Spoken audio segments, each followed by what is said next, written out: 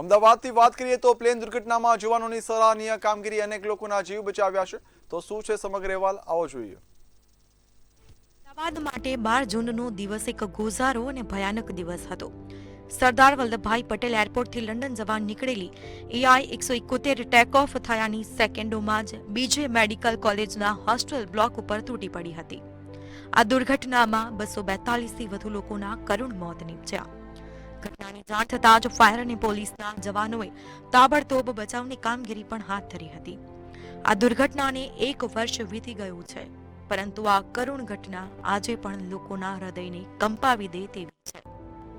જ્યારે plane crash થયું ત્યારે ઇન્સ્ટિટ્યૂટમાં અમારી ઇન્સ્ટિટ્યૂટ છે એના અમે અંદર જ હતા. બાય ચાન્સ તો અમે જસ્ટ બહાર નજર મારી તો બહાર એવી ઘટના એવી ઓન ધ સ્પોટ ઘટી હતી કે અમે કંઈ આમ જોઈને જ તમારી આંખમાંથી પાણી આવી જાય. આ બધું થયું તો અફરાતફરી બહુ મચી ગઈ હતી. અફરાતફરી બહુ મચી ગઈ ને એના લીધે બધી ભાગદોડ વધી ગઈ હતી અને ડાયરેક્ટ અમારે અહીંયા પ્લેનનું જે પાંખા આવે ને પાંખ્યું એ ડાયરેક્ટ અહીંયા ઉછળીને આવ્યું હતું. તો જ્યારે અમે અંદર હતા, અંદરથી જ્યારે બહાર આવ્યું ત્યારે એમ કે કોઈ ગેસનો બાટલો ફૂટ્યો કે એવું લાગ્યું, પણ બહાર આવ્યું પછી ખ્યાલ આવ્યો કે પ્લેન ક્રેશ થયું છે. એક બુલેટ તો કૂદીને અહીંયા આવી ગયું છે અને ઘણી બધી અફરાતફરી. આપણને એમ લાગે કે કંઈ મોટું એ થયું હોય આતંકવાદી હુમલો કે જે પણ આપણે માનીએ, પણ પછી ખબર પડી કે ભાઈ પ્લેન ક્રેશ થયું છે. અમદાવાદ કોર્પોરેશનના મ્યુનિસિપલ કમિશનર બંછાનિધિ પાનીએ આ ગોઝારા દિવસોને યાદ કર્યા. તેમણે કહ્યું કે આ એક દુઃખદ ઘટના હતી, જેમાં કોર્પોરેશન અને રાજ્ય સરકારના અધિકારીઓ અને કર્મચારીઓએ સાથે મળીને ટીમ તરીકે કામ કર્યું હતું. હોસ્પિટલ અને ફાયર કર્મચારીઓએ ખૂબ જ સારી રીતે કામગીરી કરી હતી.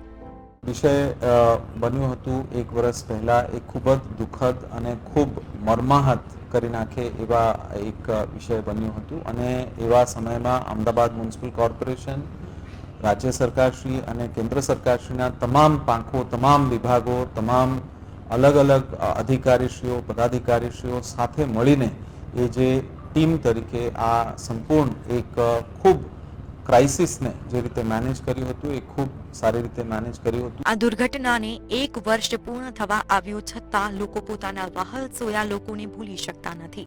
પરિજનોને ગુમાવનાર લોકો હજી પણ ન્યાય માટે વલખા મારી રહ્યા છે. મિહિર દુધરેજિયા, મંતવ્ય ન્યૂઝ, અમદાવાદ.